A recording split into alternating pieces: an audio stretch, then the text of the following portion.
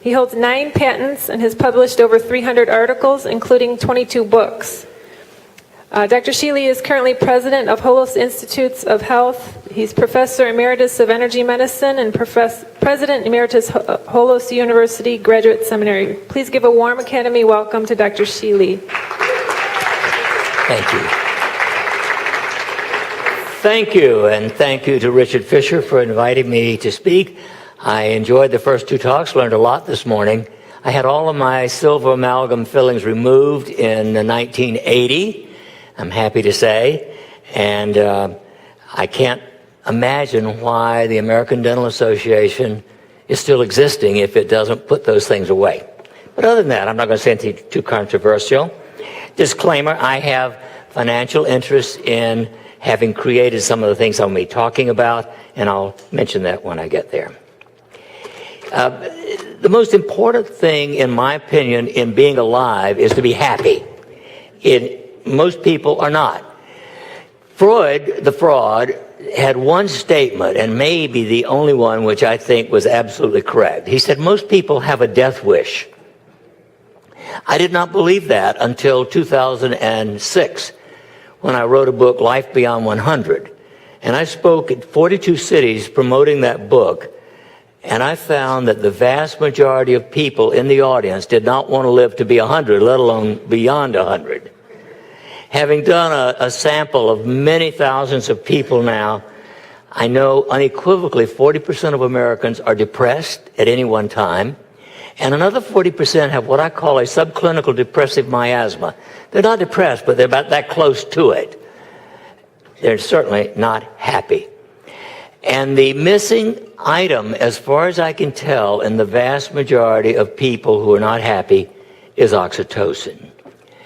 And oxytocin actually essentially begins at conception, and whether or not you wind up with an ordinary, healthy oxytocin mechanism is dependent totally mostly upon the whole conception time up until delivery.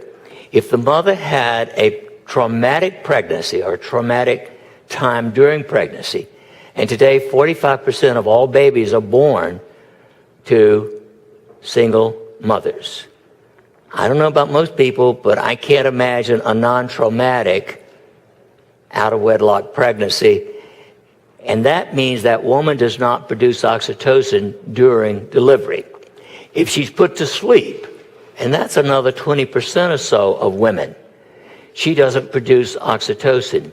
If she's induced, like Pitocin, which is artificial oxytocin, the mother does not produce oxytocin during the delivery process. And so even though the birth may be physically normal, there's not the initiation of the oxytocin mechanism in the baby's hypothalamus if the mother doesn't produce it at birth. In addition to that, if there is major trauma in the first 7 years of life, it can turn off the oxytocin mechanism. And apparently, even though sexual abuse and other abuse in childhood is not uncommon, today, one of the most common major traumas to children is divorce of the parents during that first 7 years.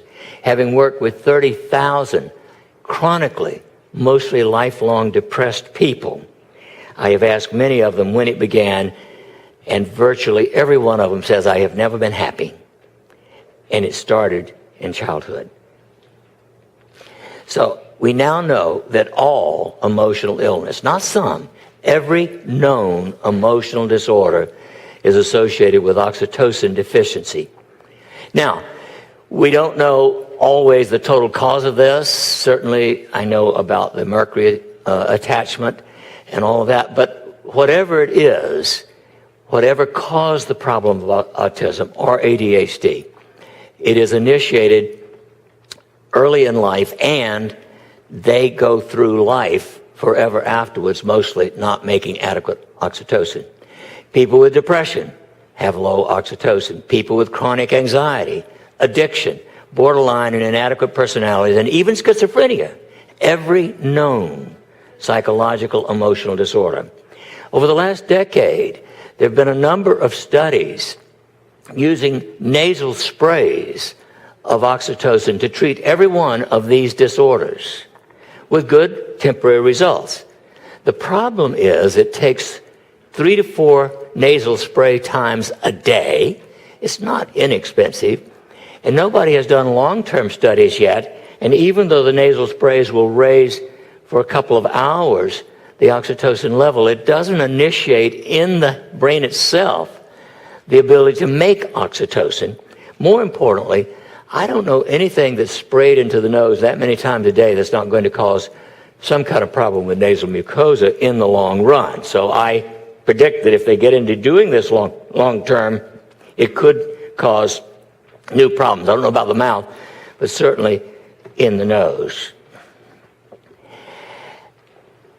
Looking back at history of human development, George Lakhovsky in 1925 stated that human DNA frequency is 50 plus gigahertz.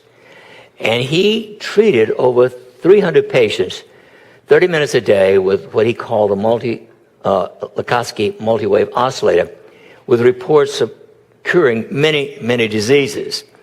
He was killed in 1942.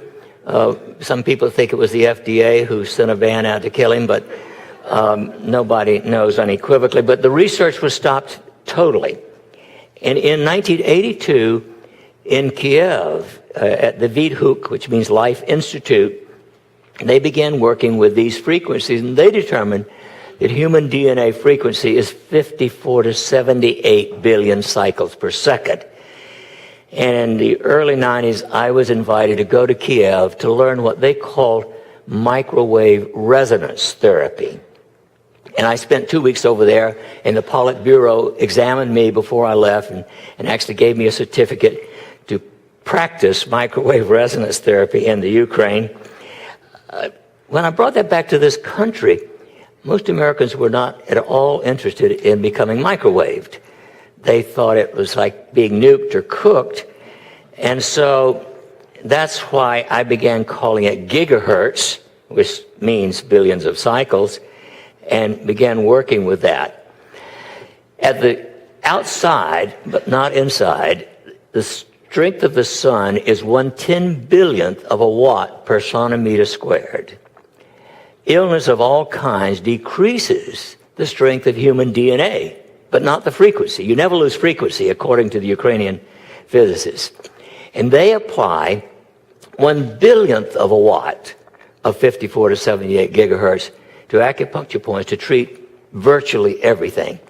When I was there, for instance, I treated for the second time a recurrence 2 years later of a woman who had been originally cured. They use the word cure when symptoms go away, no longer how long it lasts.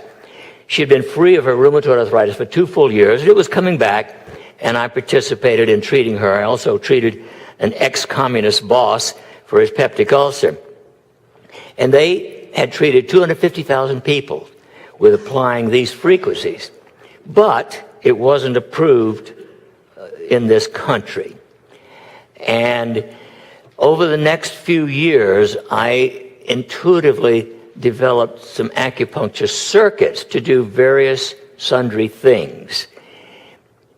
Incidentally, I've worked with electrical stimulation since the mid-60s. I introduced TENS and dorsal column stimulation, electrically stimulated way back in the 60s. And I also practiced acupuncture since 1967. But over a period of time, and it took me about 5 years, I developed circuits which I called the ring of fire, earth, crystal, earth, air, and water. Water is perhaps the least important of these, but the fire, earth, crystal, and air diseases are extremely common. And the first one that I worked with was to restore DHEA. I got interested in that actually before I went to the Ukraine, because low DHEA is associated also with every known disease. I suspect mercury would have a marked effect upon decreasing DHEA. But in general, we optimize as we develop our DHEA production at about age 25, unless we're teenage jocks. Teenage jocks may optimize their DHEA production in the mid-teens, and it won't go any higher. By age 30, the average American has already lost 10% of what they had at age 25. And by age 80, they have lost 90% of what they had at age 30. And during that time, of course, many of them passed away from various and sundry diseases. But every known disease, and I have measured this in a few thousand people, is associated with low or very deficient levels of DHEA. And so over a period of years, I looked first at natural progesterone cream. And lo and behold, when I gave this to men who had very low DHEAs, it took 6 to 12 weeks, but we raised DHEAs about 60% average, up to 100% in some people, but only 30% in others, average 60%. But if you start off at 200 and you increase it to 320, you're still deficient, because the optimal level in a man is 750 to 1200 nanograms per deciliter. And so I sat down one day and I just said, what else can I do? And here's what I heard. If you would stimulate the points that connect the kidneys with the gonads, with the adrenals, with the thyroid and the pituitary through a window of the sky point, it will raise DHEA. Now, there is no point for the pituitary in traditional acupuncture, and so I was told to find one. And I picked out 12 specific acupuncture points that I thought would do what I needed to do. And lo and behold, when we stimulated these specific 12 points, it raised DHEA another 60% average. Later, I learned that if we mixed vitamin C, methylsulfonomethane, molybdenum, and beta-1,3-glucan, that would raise DHEA an average of 60%. And finally, in the evolution of my looking at DHEA, I found that magnesium through the skin, magnesium lotion, would raise DHEA. One of my conflicts, I developed magnesium lotion, for your information. Intravenously and orally, it does not raise DHEA. And in fact, the best oral magnesium will take 6 to 12 months to restore intracellular levels. The problem being that most magnesium salts are laxatives. And if your gut transit time is less than 12 hours, you don't absorb the magnesium. So 80% of all Americans are deficient in magnesium. And I used to, before I discovered the lotion, give all my patients 10 shots IV, 2 grams of magnesium chloride in a Myers cocktail, and that would restore the intracellular levels, but often they didn't last unless they continued to get I had one patient who came back for months, once a month, to get another IV because she could not maintain it orally, but that was before I developed the lotion. When we do all 4 of these things, we can and then stimulate with the gigatins, the circuit I call the Ring of Fire. We can raise DHEA about 250%. Well, that's pretty good compared to what most people start with.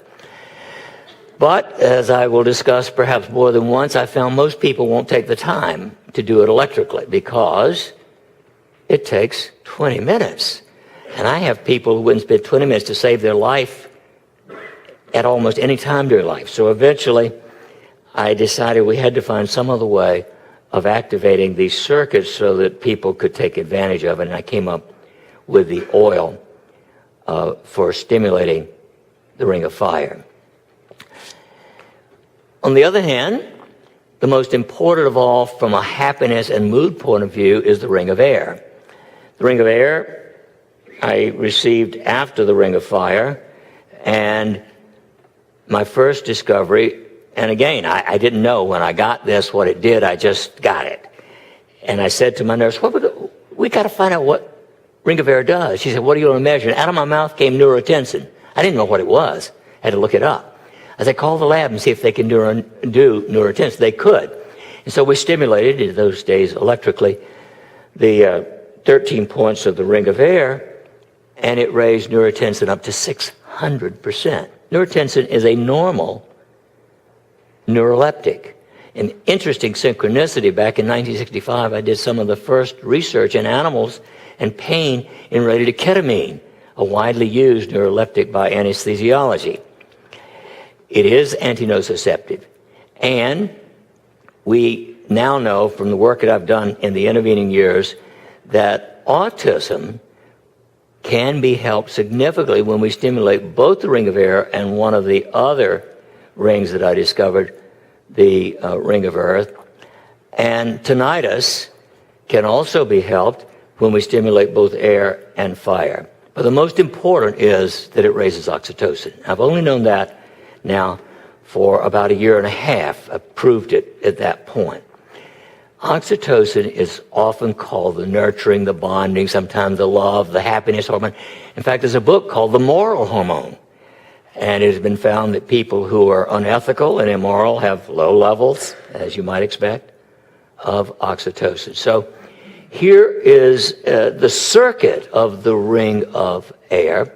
Spleen 1A, which is not in traditional acupuncture, but I was told it was at the tip of the big toe, not at the base. And liver 3, stomach 36, lung 1, governing vessel 20, and gallbladder 20, and governing vessels 1, 16, and 20. It's these 13 points. And we've done work to show that if you stimulate only half of them, it doesn't work. If you stimulate these other 4 rings that I mentioned, it does not raise oxytocin. They are very specific. I also now know, at least, this is some of the other intuitive information I received, at least in autism, we're getting remarkably good results. I wonder what we could do if we could get them free of mercury as well. But the first such boy was brought to me, he was 8 years of age. He spoke 50 words. I had his mother stimulate the ring of air and the ring of earth, and within 3 weeks he was speaking 450 words. Within 3 months, you couldn't shut him up. He was a chatterbox. His neurologist was so impressed that he bought the electrical stimulator to use on some of his other autistic children.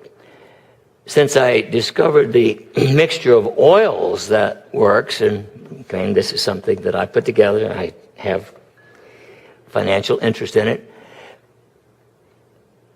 I met a 12-year-old last September who was highly autistic. He would hardly allow me in the room with him, let alone to touch him or anything else. But I told him how to use this. 6 weeks later, I ran into him at a meeting, and he hugged me. I mean, the difference. I have 3 sons of friends of mine who have Asperger's. They're in their 20s. All of them are doing remarkably well by stimulating this particular circuit, the ring of air. And just to go over the points with you, spleen 1A is at the very tip on the inside of the big toenail. That dot is not quite on. Liver 3 on the top of the foot. This afternoon, I will show these in more detail. And then you go up the side of the calf to stomach 36, governing vessel 1 from the bottom to governing vessel 16 at the very top of the spine, gallbladder 20 halfway across the base of the skull on either side, lung 1, and governing vessel 20. These points, when activated, will raise both neurotensin and oxytocin within 20 to 30 minutes. And the most important thing about stimulating the ring of air, and I don't think this is totally due to oxytocin, I think it's combined with the neurotensin, but it really helps you to detach. I have had patients say such things as, "Is this stuff legal, doc?" Or "It's got street value." And that is essentially what happens when you raise neurotensin with oxytocin, at least. And I call this first oil that I put together, which was long before I got into using it for the other rings, I just called it Bliss. I now call it Air Bliss. But it is capable of producing what I would call ultimate bliss, and far more than any of the other neurohormones that we mentioned. it allows detachment from the unchangeable. I just worked a few days ago with a young chiropractor who came into my office like this. I don't know how he breathes. And so we, among other things, stimulated his ring of air. And he's like this. I didn't suggest to him he was going to change his breathing. He just was like that. And then he gave me the reason, and he has lots of reasons. But it's detaching from those things you cannot change. Non-judgment. No need to know why. Being at peace. Now, there are other things that could do this. Music, nature. If you have an oxytocin system working. If you are one of those people who has autism or severe chronic depression, etc., music and nature and even sex, don't do it. Chocolate has a little bit of blissful aspect to it, but only dark chocolate, as you probably know. So we now know that you can raise the feeling of bliss by activating this circuit with the gigatons, that's 54 to 78 billion cycles per second, with this mixture of essential oils I call air bliss, or massaging, tapping, and visualizing. And of course, that's what I start with most people. I don't think it's quite as strong as the electrical stimulation or the air bliss oils, but it works for a lot of people. And I've done this with hundreds and hundreds of people in workshop. So I'd like to do this with you.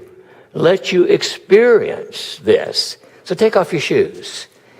You can do this sitting in a chair. If you can't break up both, I could do this sitting in a chair and break up both legs. If you can't, break up one at a time.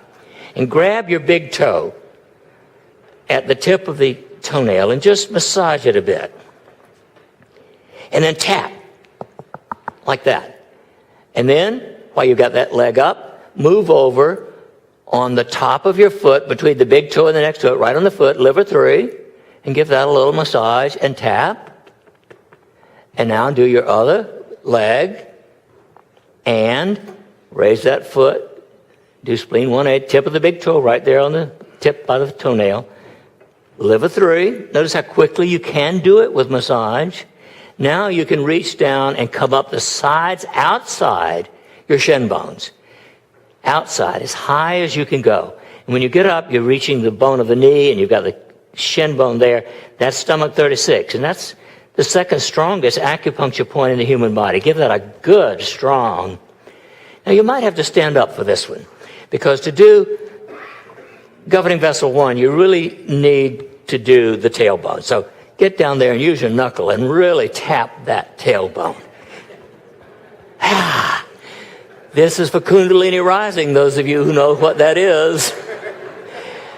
And I don't want any major Kundalini experiences here because they can be very extreme. However, you might as well get that energy now up to the top of the spine, and that's governing vessel 16. So just below the skull, right there, right on the neck, but below the bone.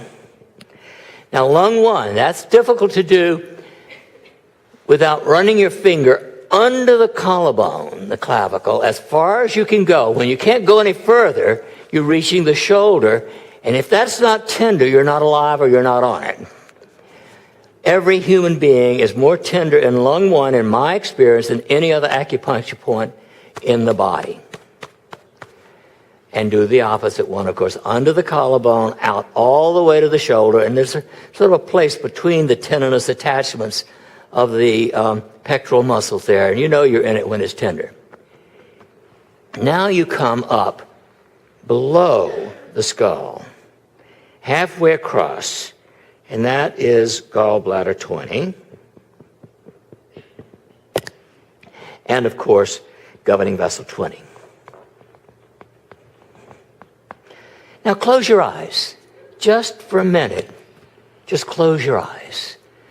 And imagine that you are breathing through the skin at the tips of your big toes there. The air's just coming right into the toes and out again. In and out. Move your attention over on the top of your feet to liver 3. Imagine you're breathing into the foot itself, right through the liver 3 points, and out again. Just take about 3 breaths through each of these points. And move your attention up the outsides of your calf until you reach the stomach 36 point. And breathe in and out now into the center of your calves.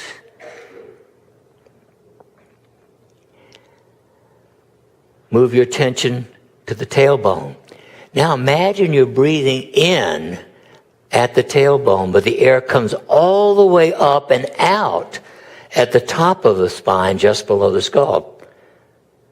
And the next breath, breathe in at the top of your spine and allow the air to go all the way down and out at the tailbone. And do 3 breaths that way. In at the tailbone, out at the top, in at the top of the spine, out at the tailbone. It's a very pleasant thing to work with your body in this way. Now move your attention over to the lung 1 points on that upper outer chest. And imagine you're breathing here directly into your lungs, filling your lungs right through the lung 1 points. It's much easier to breathe this way. It doesn't have to travel very far. And finally, go to the top center of your skull above your ears. And imagine you're breathing in through the governing vessel at the very top center of your skull above your ears. Now the air comes all the way down through your brain and spine and goes out at the tailbone. In at the tailbone, all the way up and out the top of your head. Do this 3 times. Down from the top center of your skull to the tailbone, up from the tailbone, out the top center. Now this one now becomes a little bit more integrative. Now imagine that you're breathing through all 13 of these points at exactly the same time. So your entire body is being aerated, oxygenated, in and out, in and out, in and out. Stop for a moment and just be aware of how you feel mentally and physically.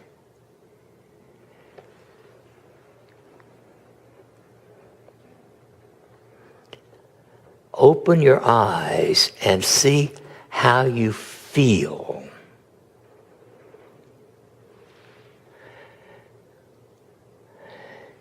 Now, I've had an occasional person who feels so detached, even with this simple exercise, without maximum activation, that they feel nervous or anxious because of being that detached from their worries. So if there's anybody who feels totally disoriented, I would like to help them first, and then we'll come back. Anybody feel out of it totally? Well, that's good. You can always come back to earth by stimulating, grounding yourself with kidney 1, which we can go into this afternoon at a different point. But in general, even this simple exercise of massaging, tapping, preferably with visualization, can help many people get rid of a lot of anxiety. And it does begin the process of reactivating the oxytocin system.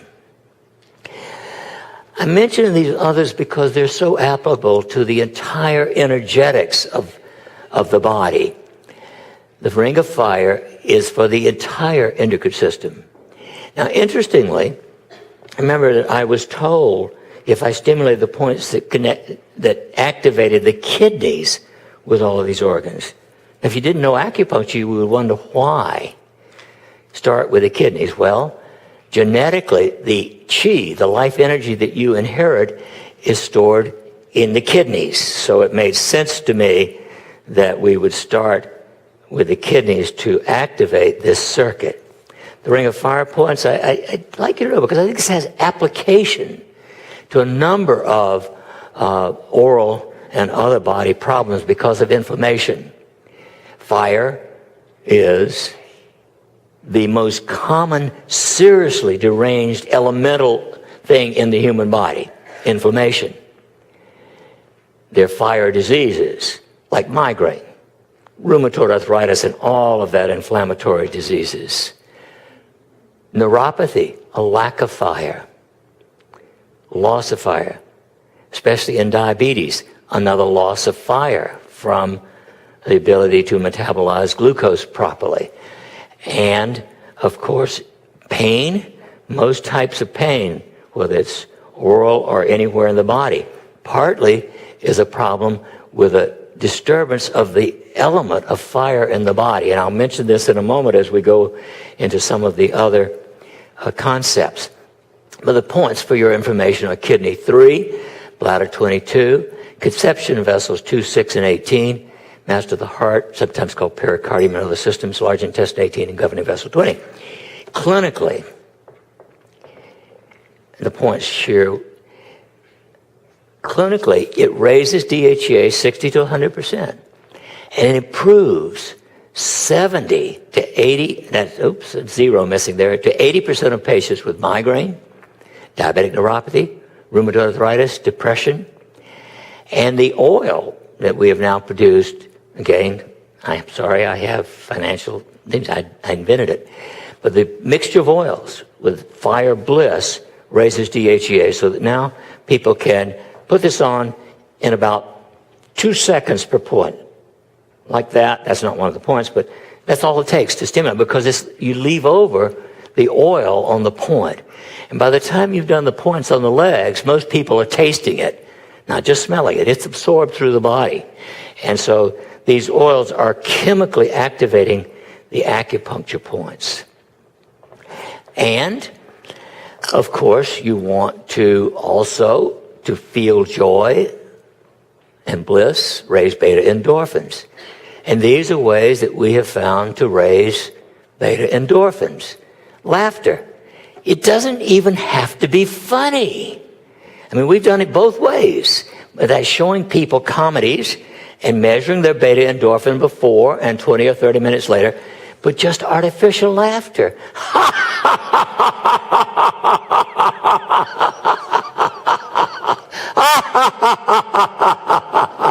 Most people can't do that more than 2 or 3 minutes. The muscles are weak. But even 5 minutes of that will significantly, even without it having heard anything funny, will raise beta endorphins. Sex, of course. And in fact, you can have sex. I demonstrated this, believe it or not. Not in myself. I had 4 couples who volunteered to let me come out to their house, draw blood, and go away for 40 minutes and come back and draw more blood. And if they didn't enjoy it, it didn't raise beta endorphins. Not worth having sex if you don't enjoy it. Just on the side. Physical exercise raises beta endorphin. Our last speaker talked about the importance of exercise in helping your sleep patterns and raising your serotonin in the morning so that by night you'll have your melatonin working. Physical exercise, even 15 minutes of moderate exercise. Doesn't have to be serious. Just this. Bouncing in place. 15 minutes of that will raise both serotonin and beta endorphins. Now, back in 1975, the Bliss stimulator was brought to my attention. It was brought to me because in those days, since I'd introduced TIMS, everybody wanted me to give them the good housekeeping seal of approval. And Saul brought me this device, and I put it on, and I said, Saul, I don't feel anything. He said, you don't have to. You're accustomed to 100 cycles. This is 15,000 cycles. I said, Saul, take it away. I'm not going to look at it unless I can feel it, because my patients will know it's a placebo. So a few months later, Saul brought me his device ramped up. And fortunately or unfortunately, at 10 o'clock at night, I started playing with it. And so I had this device, and it was 15,000 cycles and only a maximum of 10 milliamps. Now, regular 10s, you may or may not know, puts out 60 to 80 milliamps. 10 milliamps would throw you across the room. I'm glad I didn't happen to put this one on my head before I felt it, but I always try them on my hand first. And it was a shock. So once I knew it had something coming out, I turned it down to 2 or 1 milliamp, and I wouldn't feel it, but I happened to put one on my forehead, and I saw flickering lights. And so I sat there playing for 45 minutes with, all kinds of body manipulation, and went to bed at about 11, later than my usual bedtime, but I woke up at 2 o'clock. I could not go back to sleep. I was wired. So a few months later, my associate physician, Jim Quacco, and I, at 8 o'clock in the morning, put Saul's device on our head at 8 o'clock. We measured, this is 1976, early 76 now. All we knew was serotonin and cortisol and, a few things like that. We didn't have beta endorphins in those days. At any rate, my serotonin went up to 5 times the upper limit of normal with an hour of that. Jim's only doubled. Now that is the difference between type A personality and type B personality. I'm happy being a type A personality. I think type A's are happy. Now their problem is when they become depressed, they become very depressed. And so their serotonin does this. But interestingly, despite the original report on that, type A's live longer than type B's because they hold it all in, just for your information. So become a type A if you have to use the Bliss stimulator to do it. At any rate, we then measured this in our depressed chronic pain patients. And we found that 80% of people with chronic pain, all of whom have chronic depression, had abnormalities of serotonin metabolism. Now, here's one of the interesting things. In the 24-hour output of 5-hydroxyindolacetic acid, the byproduct of serotonin, 40% of them were actually producing an excess of serotonin, but they were depressed. 40% had a deficiency. We stimulated them daily for 2 weeks, and the low people came up to normal, and the high people came down to normal. It normalized the morning serotonin level. This might be of interest in your sleep studies. At any rate, since that time, I have worked with 30,000 chronically depressed people. 30,000. And I used the Bliss stimulator on every one of them. Within 2 weeks, using nothing but that, I can get 50% of people out of depression. And that's not quite bliss, but it sure is a hell of a lot better than being in the pits. If I add to that a certain type of photostimulation, sorry, I keep inventing all these things. I have to admit, I invented a pair of glasses that have flashing lights in them.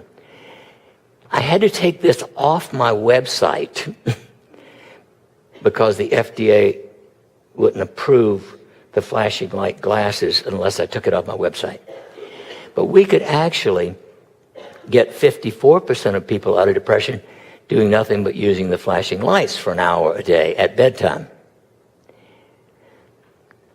I'm allowed to say it reduces stress. And since all depressed people are also anxious to a greater or lesser extent, I can say what we're really using the photostimulator, the Shealy RelaxMate for, is for relaxation. And so now, if we put the Bliss stimulator on in the morning to raise their serotonin, and the RelaxMate on at bedtime for an hour, we can get 84% out of people out of depression safely without drugs in 2 weeks. Now that's blissful to me. And the nice thing about that is the very best antidepressant drug, the very best published, is 42% effective with a 25% complication rate, don't forget. That means to me it's really not but 17% effective. So we're at least twice as good as the best antidepressant drug with a little electrical stimulation transcranially and flashing lights at night. All of these things are phenomenal. Now, you can use diphenylalanine. That came out back in about 1980 somebody from Chicago published an article that D-phenylalanine raised beta-endorphin. And, of course, we didn't know much about oxytocin in those days, other than that it was associated with delivery. And I tried it, and it really didn't work. I got permission to do it at 100 people. It really didn't work in that many people. But it works at about 10% of people, so it's an adjunct. And, of course, the number one thing for restoring your beta-endorphin mechanism is deep sleep. Stage 4 sleep is the time when that particular mechanism is reestablished. And then I started playing about 1988 particularly, with vibratory music. And I've done a lot of work on that, where you feel the music as well as hear it. And having sound transducers in the bed markedly improves the effectiveness of feeling music. And we demonstrated, although, again, I can't talk about this in writing because of your FDA, I refuse to claim it, but vibratory music, just 15 minutes of a calming music on a vibratory music bed will raise beta-endorphin. Haven't worked with oxytocin using all of these ancillary things like that because it's so expensive and time-consuming. But beta-endorphin is part of the whole. It's part of bliss. The most important thing is being happy. So the positive mood chemicals, actually, there are a whole bunch of them. Anandamide, that's what it means. Ananda is a little, mide, a little piece of protein. Ananda means bliss protein. Oxytocin, dopamine. And of course, with any of these, there is an occasional problem with too much. The only oxytocin situation that I know of an excess of oxytocin all the time is severe psychopaths. They have no variation. They don't get a boost from a handshake or a kiss or a hug or sex or anything else. They run very high levels, so they don't have any conscience. They are lacking the use of the moral hormone because of running in excess all the time. Interesting. Wonder about some politicians, but that's another state. I'd like to do an oxytocin level in Congress. Phenylethylamine is also a mood enhancer, beta-endorphins, and of course fats. Fats can be converted into some of these happy things. Well, we know that this stimulator, by the way, I have no financial interest in the Shealy Pain Pro anymore. I took it off the market at the end of December because I got tired of being harassed by the FDA. It was on the market for about 15 years. It's unequivocally the best TENS device there is because it has human DNA. But not only did it cost me $4,000 a year after the first $50,000 to get it approved, once a year, one of the pimps from the FDA shows up without an appointment and wastes half of my day being nasty. The last one was so obnoxious, I actually called him a blank pimp loudly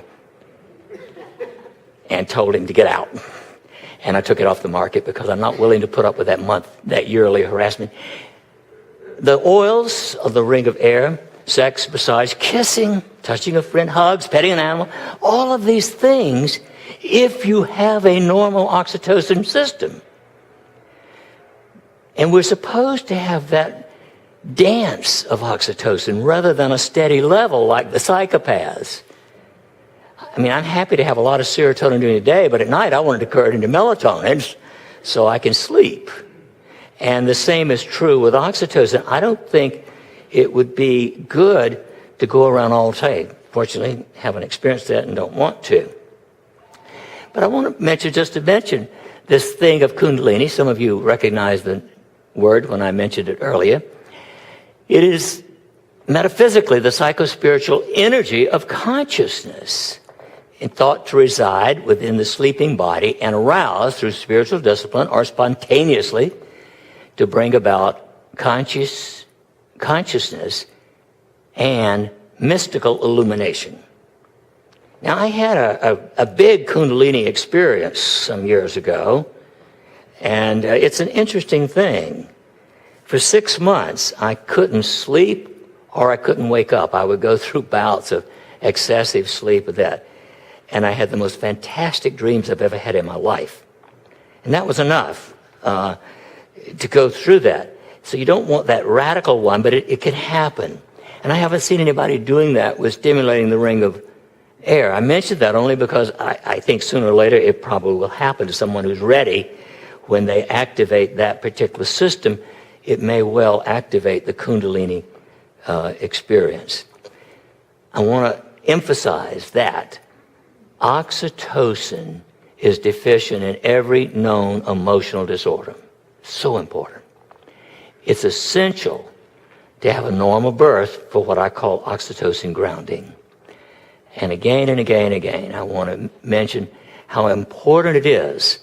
You know, 2 years ago, next month, there was a big review of a book in the New York Times, a 5-page review of a book called The Longevity Project.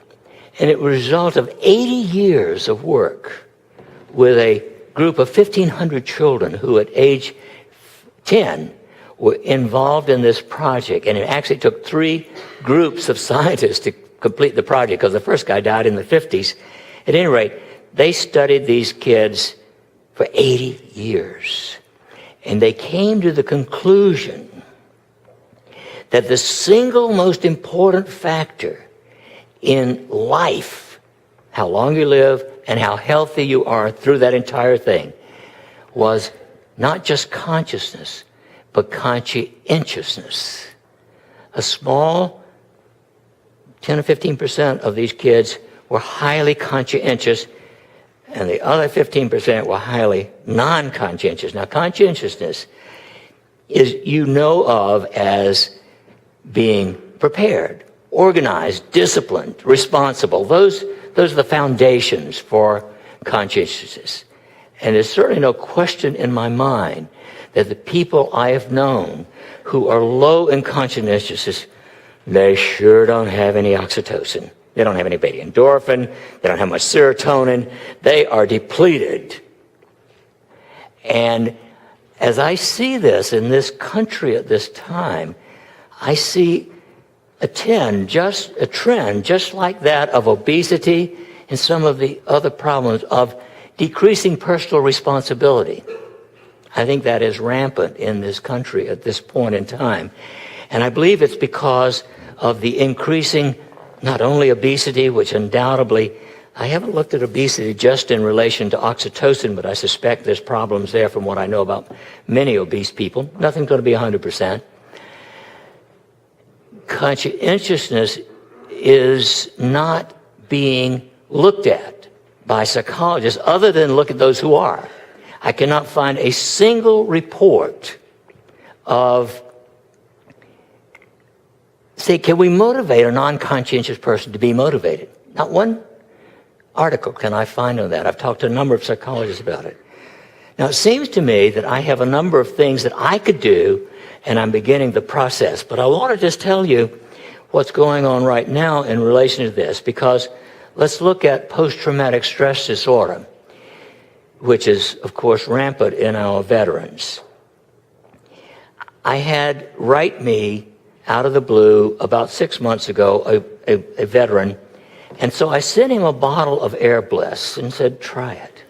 The first night, for the first time in years, he slept well with no nightmare. It is now over 6 months, and I hear from him once a week, and he has not had a major post-traumatic stress episode in over 6 months, just using this one little tool of oxytocin raising with Air Bliss. He happens to be a social worker, and he's phenomenally conscientious at this point. I have just sent 100 bottles of this to a physician who's working with veterans to see if she can get such a good response from bringing people out of post-traumatic stress disorder so easily with raising their oxytocin levels.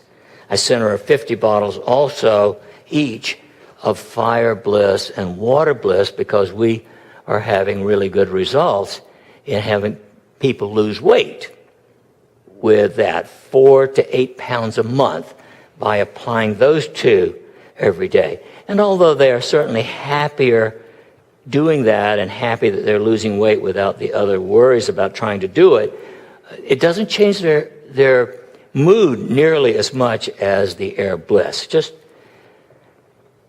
And I just want to give you a few quotes from the literature to show you how important this is. And all of these things are important, just as the mercury is important, just as sleep is important. The quantity and quality of maternal care received during infancy determines adult social competence, the ability to cope with stress, aggressiveness, and even preference for addictive substances. Neurochemical systems, especially of oxytocin and vasopressin, which is chemically somewhat related, are strongly influenced by parental nurturing during infancy. Neglect and abuse during early life may cause bonding systems to develop abnormally and compromise capacity for rewarding interpersonal relationships and commitment to societal and cultural values later in life. In other words, the foundation for society, for a civil society, is to a great extent oxytocin competency.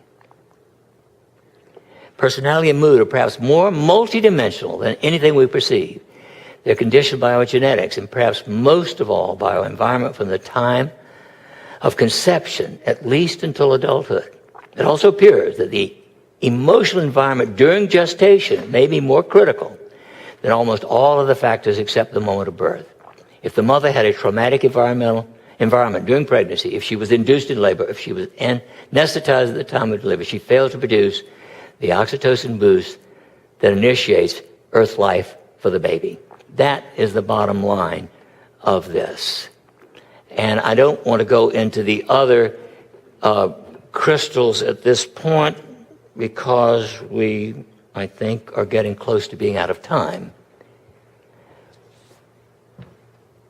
But this afternoon, I will go into some of the others. Thank you.